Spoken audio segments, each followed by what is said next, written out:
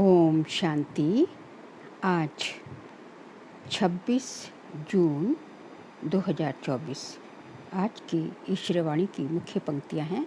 मीठे बच्चे, सदा इसी नशे में रहो कि हमारा पद्मा पदम भाग्य है, जो पतित पावन बाप के हम बच्चे बने हैं।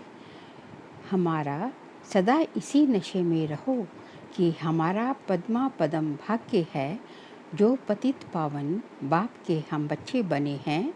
उनसे हमें बेहद सुख का वर्षा मिलता है। प्रश्न है, तुम बच्चों को किसी भी धर्म से घृणा व नफरत नहीं हो सकती है, क्यों? उत्तर है, क्योंकि तुम बीज और झाड़ को जानते हो। तुम्हें पता है ये मनुष्य सृष्टि रूपी बेहद का झाड़ है। इसमें हर एक का अपना अपना पार्ट है। नाटक में कभी भी एक्टर्स एक दूसरे से घृणा नहीं करेंगे। तुम जानते हो, हमने इस नाटक में हीरो हीरोइन का पार्ट बजाया है। हमने जो सुख देखे वह और कोई देख नहीं सकता। तुम्हें अथाह खुशी है कि सारे विश्व पर राज्य करने वाले हम हैं। ओम शांति। ओम शांति कहने से ही बच्चों को जो नॉलेज मिली है वह सारी बुद्धि में आ जानी चाहिए।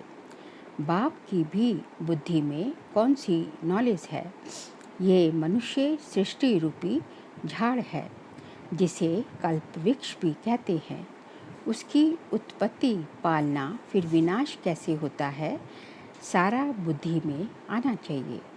जैसे वह जड़ झाड़ होता है, ये है चैतन्य। बीज भी चैतन्य है। उनकी महिमा भी गाते हैं। वह सत्य है, चैतन्य है। कौन है इस सृष्टि झाड़ का बीज? परमपिता परमात्मा शिव। अर्थात झाड़ के आदि मध्य अंत का राज समझा रहे हैं। कोई भी ऑक्यूपेशन को जानता नहीं। प्रजापिता ब्रह्मा के ऑक्यूपेशन को भी जानना चाहिए ना। ब्रह्मा को कोई याद नहीं करते, जानते ही नहीं। अजमेर में ब्रह्मा का मंदिर है। त्रिमूर्ति चित्र छपाते हैं, उनमें ब्रह्मा विष्णु शंकर है। ब्रह्मा देवताय नमः कहते हैं। अब तुम बच्चे जानते हो, इस समय ब्रह्मा को देवता नहीं कहा जाता है। जब संपूर्ण बने तब देवता कहा जाए। उस टाइम तो बाबा साकार में थे ना, ब्रह्मा बाबा। उस टाइम की बात बाबा बता रहे हैं। संपूर्ण बन चले जाते हैं सूक्ष्म वतन में। बाबा कहते हैं, तुम्हारे बाप का नाम क्या है? किससे पूछते हैं? आत्मा से। आत्मा कहती है, हमारा बाबा। जिसको मालूम नहीं है कि किसने कहा, वह तो प्रश्न पूछ ना सके। अब बच्चे समझ तो गए हैं, बरोबर दो बाप सबके हैं। ज्ञान तो एक ही बाप देते हैं, शिव बाबा देते हैं, शिव बाप देते हैं। अभी तुम बच्चे समझते होंगे, ये शिव बाबा का रथ है। ब्रह्मा शिव बाबा का रथ है। बाबा इस रथ द्वारा हमको ज्ञान सुनाते हैं। एक तो ये है जिस्मानी ब्रह्मा बाप का रथ। एक तो ये है जिस्मानी ब्रह्मा बाप का रथ। दूसरा फिर रूहानी बाप का ये रथ है।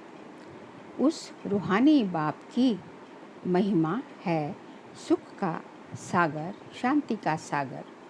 इसकी जो हमारा रूहानी पिता है शिव बाबा, उनकी महिमा क्या है? वो सब चीज़ों का सागर है। सुख, शांति, प्रेम, आनंद, सब चीज़ों का वो पवित्रता, सबका सागर, ज्ञान, सबका वो सागर है।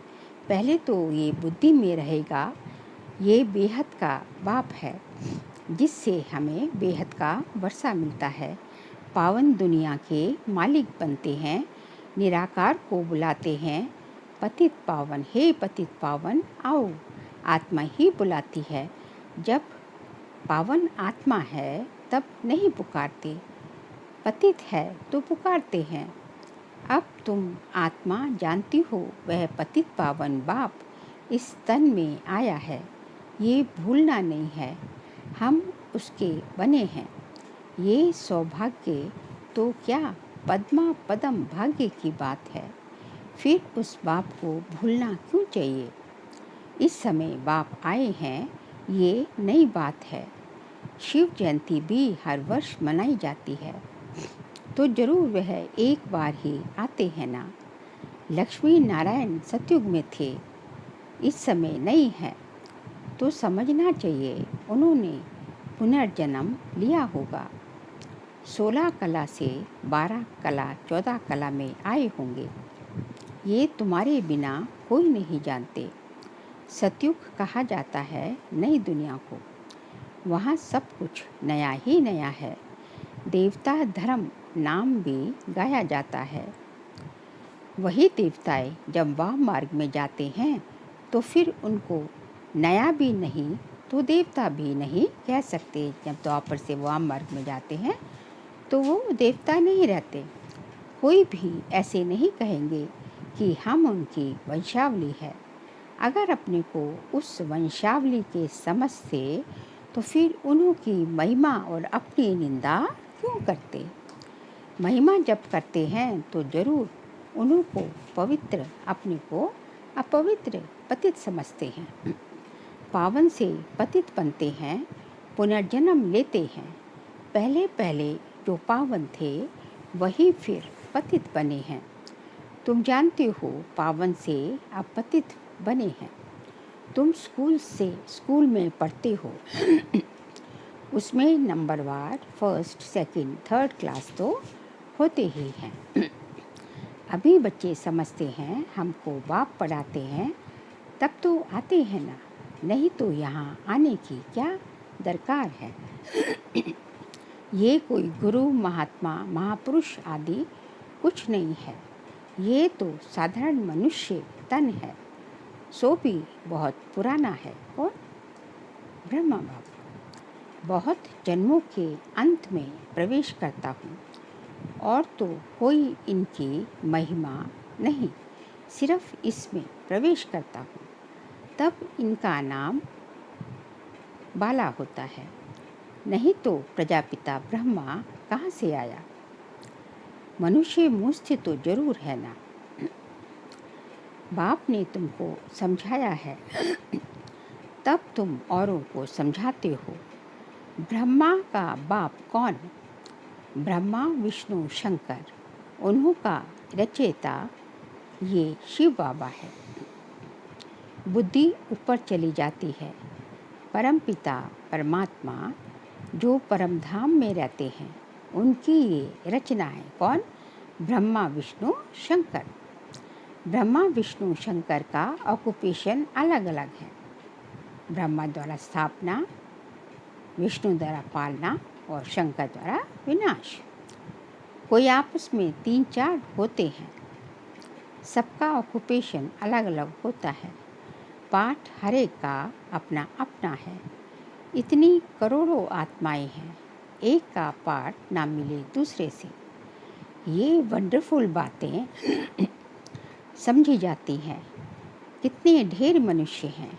अभी चक्र पूरा होता है, अंत है ना, सब वापस जाएंगे, फिर से चक्र रिपीट होता है। बाप ये सब बातें भिन्न भिन्न प्रकार से समझाते रहते हैं, नई बात नहीं। कहते हैं कल पहले भी समझाया था। बहुत लवली बाप है, ऐसे बाप को तो बहुत प्यार से याद करना चाहिए। तुम भी बाप के लवली बच्चे हो ना, बाप को याद करते करते आए हो। पहले सब एक की पूजा करते थे। पहले सब जो है एक की पूजा करते थे। किसकी। शिव की पूजा करते थे। भेदभाव की बात ही नहीं। अभी तो कितना भेदभाव है। ये राम के भक्त हैं तो ये कृष्ण के भक्त हैं। राम के भक्त धूप जगाते तो कृष्ण का भक्त उस टाइम नाक बंद कर देते हैं। सचमुच ये वास्तविकता में ऐसा होता है। ऐसे भी कुछ बातें शास्त्रों में हैं। वह कहे हमारा भगवान बड़ा और दुए कहे हमारा भगवान बड़ा, दो भगवान समझ लेते हैं। तो राम होने के कारण, रॉन्ग होने के कारण सब अनराइटियस काम ही करते हैं। बाबा समझाते हैं, बच्चे भक्ति करते हैं। ज्ञान ज्ञान है, ज्ञान का सागर एक ही परमपिता परमात्मा शिव है, बाकी वह सब है भक्ति के सागर। ज्ञान से सद्गति होती है, अभी तुम बच्चे ज्ञानवान बने हो। बाप ने तुम्हें अपना और सारे चक्र का भी परिचय दे दिया है, जो और कोई दे ना सके। इसलिए बाबा कहते हैं तुम बच्चे ही सुदर्शन चक्रधारी हो। परमपिता परमात्मा तो एक ही है, बाकी सब बच्चे ही बच्चे हैं। परमपिता अपने को कोई कह न सके। जो अच्छे समझदार मनुष्य हैं समझते हैं ये कितना बड़ा ड्रामा है। कितना बड़ा ड्रामा है ये, 5000 वर्षों का। उसमें सब एक्टर्स अविनाशी पाठ बजाते हैं। वह छोटे नाटक तो विनाशी होते हैं, ये है अनादि अविनाशी नाटक, कभी बंद होने वाला नहीं है। इतनी छोटी आत्मा, इतना बड़ा पाठ मिला हुआ है। शरीर लेने और छोड़ने का और पाठ बजाने का, ये बातें कोई शास्त्रों में है नहीं। अगर इसको किसी गुरु ने सुनाया होता तो उनके और भी फॉलोअर्स होते ना। सिर्फ एक फॉलोअर क्या काम का। फॉलोअर तो वह जो पूरा फॉलो करे। इनकी ड्रेस आदि वह है नहीं। कौन कहेंगे शिष्य है, ये तो बाप बैठ पढ़ाते हैं, बाप को ही फॉलो करना है। जैसे बारात होती है ना शिव की भी बारात कहते हैं। बाबा कहते हैं ये हमारी बारात है। तुम सब भक्तियाँ हो, मैं हूँ भगवान। तुम सब सजनियाँ हो, बाबा आया है तुमको श्रृंगार कर ले जाने। कितनी खुशी होती है। अब तुम सृष्टि के आदि मध्य अंत को जानते हो। बाबा किससे हमारा श्रृंगार करते हैं? बाबा जो है हमारा जो है देवी गुणों से श्रृंगार करते हैं। पहले ज्ञान श्रृंगार करके हम अपने में देवी गुण धारण करते हैं। अब तुम सृष्टि के आदि मध्य अंत को जानते हो, तो कितनी खुशी होनी चाहिए। तुम बाप को याद करते करते पवित्र बन जाते हो, तो पवित्र राजाई मिलती है। बाबा समझाते हैं मैं आता ही हूँ अंत में। मुझे बुलाते हैं पावन दुनिया की स्थापना और पतित दुनिया का विनाश कराने आओ। इसलिए महाकाल भी कहते हैं। महाकाल का भी मंदिर होता है ना। काल के मंदिर तो देखते हैं ना। शिव को काल कहेंगे ना। बुलाते हैं कि आकर पावन बनाओ। आत्माओं को ले जाते हैं बेहद का बाप। कितनी ढेर आत्माओं को, बेहद का बाप कितनी ढेर आत्माओं को लेने लिए आए हैं।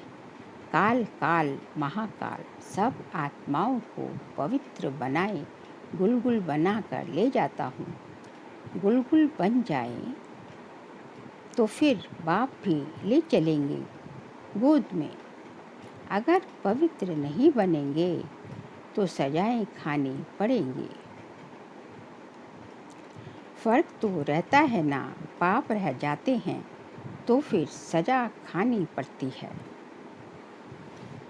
ये भी ऐसा पद भी ऐसा मिलता है।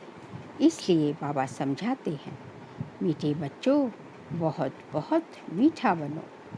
श्री कृष्ण सबको मीठा लगता है ना।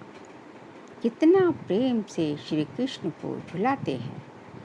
ध्यान में श्री कृष्ण को छोटा देख झट गोद में उठाकर प्यार करते हैं। वैकुंठ में चले जाते हैं। वहाँ श्री कृष्ण को चैतन्य रूप में देखते हैं। अभी तुम बच्चे जानते हो, सचमुच वैकुंठ आ रहा है। हम भविष्य में ये बनेंगे। श्री कृष्ण पर कलंक लगाते हैं, वह सब रॉन्ग है। तुम बच्चों को पहले नशा चढ़ना चाहिए। शुरू में बहुत साक्षात्कार हुए थे, फिर पिछाड़ी में भी होंगे। ज्ञान कितना रमणीक है, कितनी खुशी रहती है।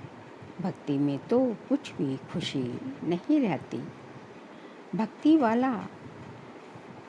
वाला को ये थोड़े ही मालूम रहता है कि ज्ञान में कितना सुख है, भेंट कर ना सके। तुम बच्चों को पहले ये नशा चढ़ना चाहिए।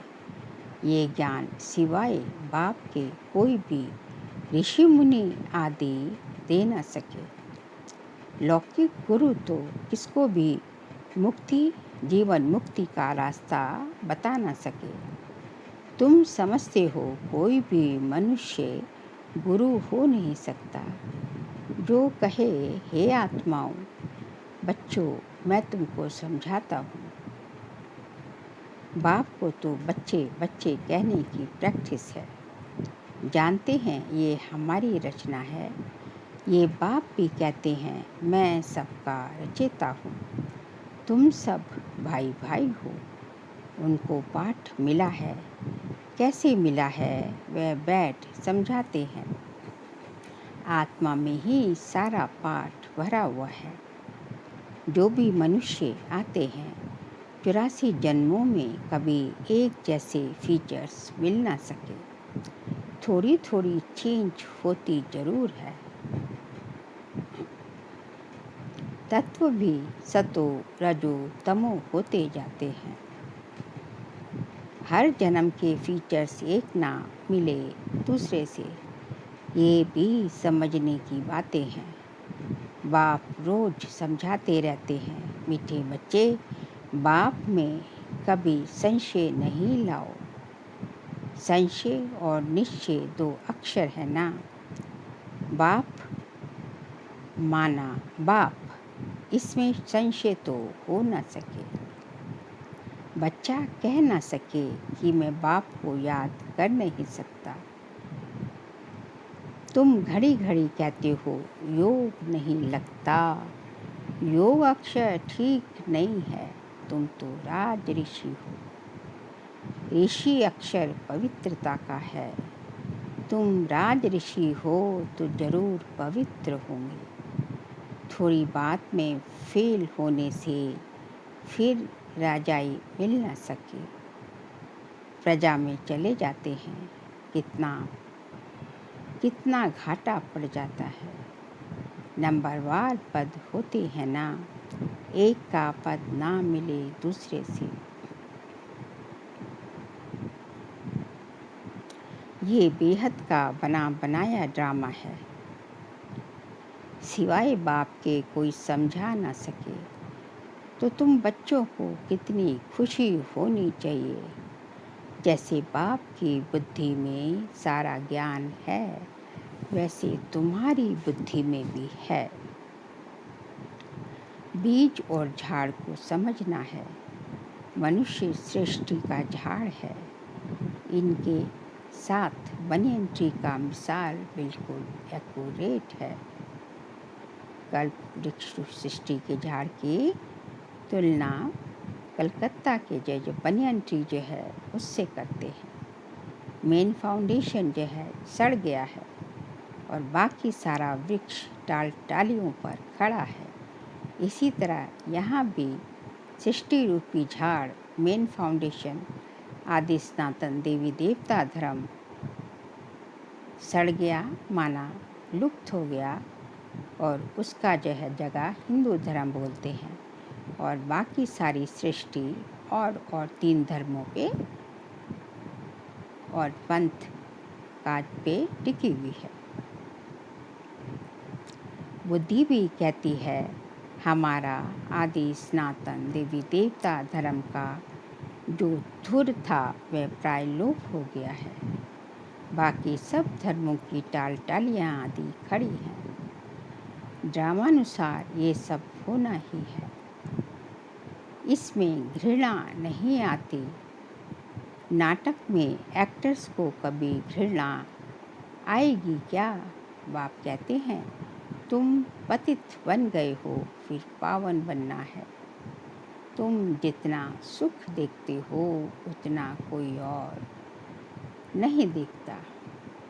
तुम हीरो हीरोइन हो, विश्व पर राज्य पाने वाले हो तो अथाह खुशी होनी चाहिए। भगवान पढ़ाते हैं, कितना रेगुलर पढ़ना चाहिए। जब भगवान आके पढ़ा रहे हैं तो उसकी पढ़ाई को तो एक भी क्षण हम मिस कर ही नहीं सकते। भगवान पढ़ाते हैं तो कितनी खुशी होनी चाहिए। बेहद का बाप हमें पढ़ाते हैं। राजयोग भी बाप ही सिखलाते हैं। कोई शरीरधारी तो सिखला ना सके। बाप ने आत्माओं को सिखलाया है। आत्मा ही धारण करती है। बाप एक ही बार आते हैं, बाप एक बार ही आते हैं पाठ बजाने। आत्मा ही कब आते हैं? पुरुषोत्तम संगम युग पर। आत्मा ही पाठ बजाकर एक शरीर छोड़ दूसरा लेती है। आत्माओं को बाप पढ़ाते हैं, देवताओं को नहीं पढ़ाएंगे। वहाँ तो देवताएं ही पढ़ाएंगे। सतयुग में तो देवता को पढ़ाएंगे। संगम युग पर बाप ही पढ़ाते हैं। एक संगम युग ही है जिसमें सब आत्माओं को भगवान पढ़ाते हैं पुरुषोत्तम बनाने के लिए। तुम ही पढ़ते हो। ये संगम युग एक ही है जब तुम पुरुषोत्तम बनते हो। सत्य बनाने वाला, सतयुग की स्थापना करने वाला एक ही सच्चा बाबा है। अच्छा, मीठे मीठे सिकिल दे बच्चों प्रति माता पिता बाप दादा का याद प्यार और गुड मॉर्निंग। रूहानी बाप के रूहानी बच्चों को नमस्ते। हम रूहानी बच्चों के रूहानी बाप दादा को नमस्ते नमस्ते नमस्ते। सार के लिए पॉइंट्स हैं। संगम युग पर डायरेक्ट भगवान से पढ़ाई पढ़कर ज्ञानवान नास्तिक बनना, ज्ञानवान आस्तिक बनना और बनाना है। कभी भी बाप व पढ़ाई में संशय नहीं लाना है। सेकंड पॉइंट, बाप समान लवली बनना है। भगवान हमारा श्रृंगार कर रहे हैं, इस खुशी में रहना है। किसी भी एक्टर से घृणा व नफरत नहीं करनी है। हर एक का इस ड्रामा में एक्यूरेट पाठ है। आज का बाबा का वरदान है, सेवाओं की प्रवृत्ति में रहते बीच बीच में एकांतवासी बनने वाले अंतर्मुखी भव। सेवाओं की प्रवृत्ति में रहते बीच बीच में एकांतवासी बनने वाले अंतर्मुखी भव। साइलेंस की शक्ति का प्रयोग करने के लिए अंतर्मुखी और एकांतवासी बनने की आवश्यकता है। कई बच्चे कहते हैं अंतर्मुखी स्थिति का अनुभव करने व एकांतवासी बनने के लिए समय ही नहीं मिलता, क्योंकि सेवा की प्रवृत्ति, वाणी के शक्ति की प्रवृत्ति बहुत बढ़ गई है, लेकिन इसके लिए इकट्ठा आधा घंटा व 1 घंटा निकालने के बजाय बीच बीच में थोड़ा समय भी निकालो तो शक्तिशाली स्थिति बन जाएगी। बाबा का कहने का मेन उद्देश्य ये है, मतलब ये है, भावार्थ ये है कि यह सेवाएं बहुत बढ़ गई है, चाहे वाणी की सेवा, चाहे करुणा सेवा, सभी सेवाएं बढ़ गई है। तो बीच बीच में जो है इकट्ठा टाइम नहीं भी निकाल सकते अपनी सोच स्थिति बढ़ाने के लिए, तो थोड़ा थोड़ा थोड़ा, जैसे बच्चे गुल्लक में पैसे रेजगारी डाल डाल कर उसको भरते हैं ना, इसी तरह यहाँ भी जो है थोड़ा थोड़ा थोड़ा समय निकाल के हम अंतर्मुखी बन सकते हैं, एकांतवासी बन सकते हैं और अपनी शक्तियों को, आत्मिक शक्तियों को जो है जमा कर सकते हैं। और उससे जो हमारी स्थिति बनेगी, जो है इतनी शक्तिशाली स्थिति बन जाती है, बनेगी कि उससे सेवाओं में जो है बहुत जो है प्रभाव पड़ेगा। किसी को भी जिसको सेवा, जिसको वाणी दे, जिसको ज्ञान देंगे, उसको झट तीर लगेगा। तो इसलिए ज़रूरत है बीच बीच में एकांतवासी बनने की व अंतर्मुखी बनने की। स्लोगन है, ब्राह्मण जीवन में युद्ध करने के बजाय मौज मनाओ तो मुश्किल भी सहज हो जाएगा। ब्राह्मण जीवन में युद्ध करने के बजाय मौज मनाओ तो मुश्किल भी सहज हो जाएगा। बाबा कहते हैं, ये ब्राह्मण जीवन को बाबा ने क्या कहा है, मौजों का जीवन। मौजों का जीवन कब बनेगा, जब जो है बाबा से इतना प्यार बढ़ जाएगा कि जो है उस प्यार में जो तुम्हारे जो है जितने भी मुश्किलें हैं, वो सब मेहनत जितनी भी है, वो मेहनत जो है सब सरल हो जाएगी। मेहनत का काम मोहब्बत में हो जाएगा। तो बाबा से जो है प्यार बढ़ाने की, बाबा से स्नेह बढ़ाने की ज़रूरत है। तो उस स्नेह में जो है बाबा से तुम्हें इतना कुछ मिलेगा कि जो है उसमें जो है कब आपका जो है सब कुछ हो भी गया, कर्म करते करते भी जो है आपको खेल अनुभव होगा, मनोरंजन अनुभव होगा। तो फाउंडेशन है परम पिता परमात्मा से अपना जो है एकदम आंतरिक प्रेम, आंतरिक स्नेह जो है बढ़ाने की। तो धीरे धीरे सब में, सब चीज़ में सहजता आती जाएगी। अच्छा, ओम शांति। 28 हो गया।